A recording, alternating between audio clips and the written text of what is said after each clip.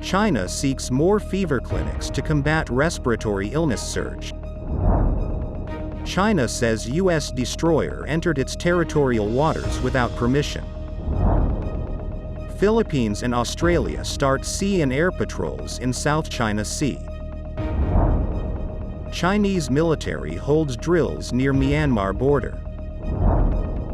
Gaza's second hostage prisoner exchange is completed after a delay. Black Friday shoppers spent a record $9.8 billion in U.S. online sales. Russia launches biggest drone attack against Kyiv since start of war.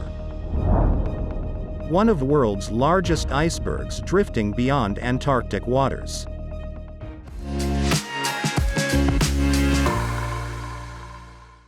Hello, I'm Johnny. Thank you for joining us on Funday News. It's Monday, November 27th, and here are your top stories.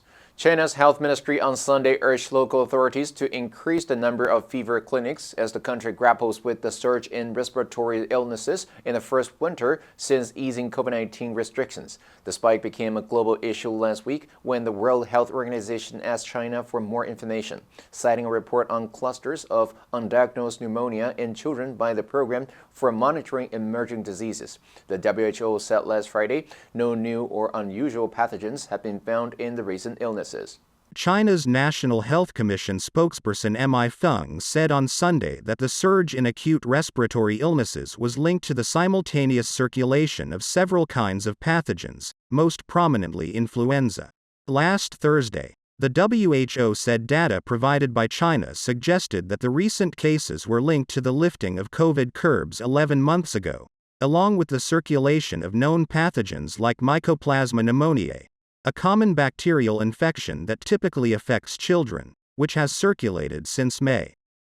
The Chinese military said last Saturday that American naval destroyer USS Harper entered China's territorial waters without the approval of the Chinese government. According to a post on the official WeChat account of the Chinese People Liberation Army's Southern Theater Command, the Chinese military deployed its naval and air forces to track, monitor, and warn away the vessel. This announcement comes days after China accused the Philippines of enlisting foreign forces to patrol the South China Sea. Philippine officials have said that their military and the U.S. launched joint patrols last Tuesday in waters near Taiwan.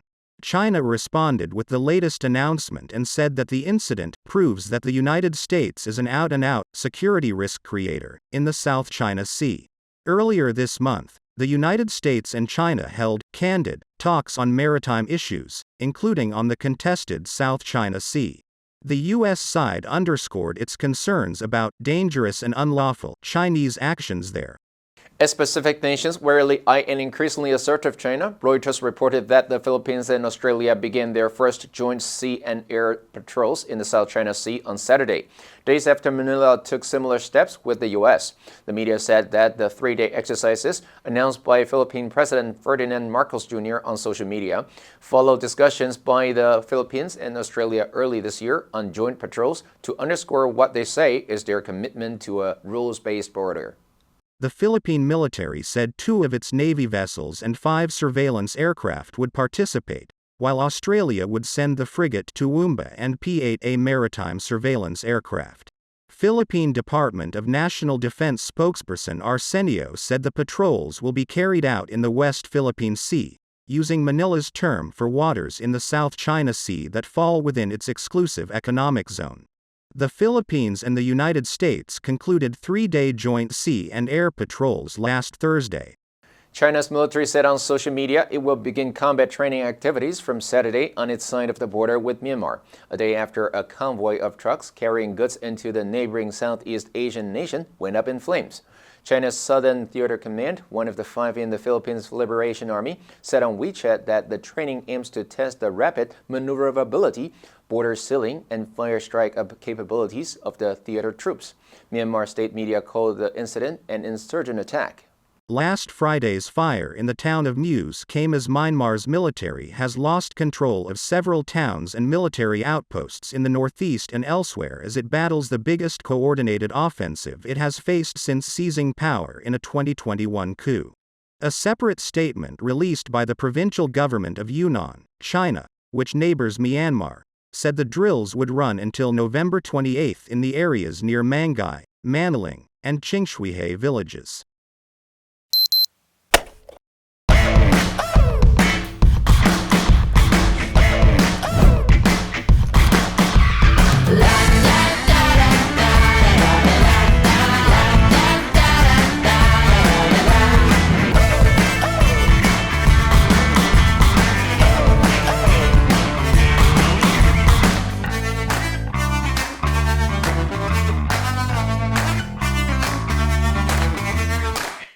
On Sunday morning, Israeli authorities said that Hamas released a second group of Israeli and foreign hostages on Saturday night in exchange for the release of Palestinian prisoners after an hours-long delay raised fears that a fragile truce in Gaza might have collapsed. Qatar said that two mediators had managed to overcome an impasse between Israel and Hamas.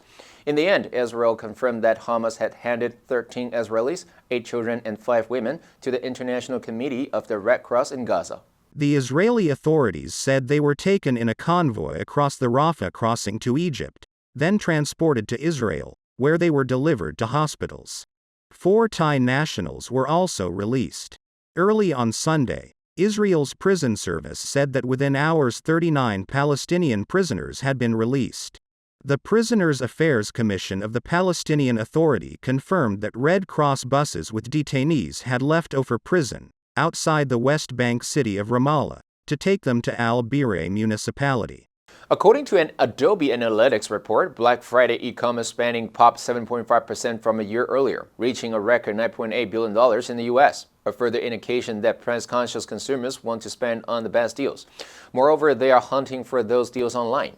A lead analyst at Adobe Digital Insights, Vivek Pandya, noted that influencers and social media advertising have made it easier for consumers to get comfortable spending on their mobile devices.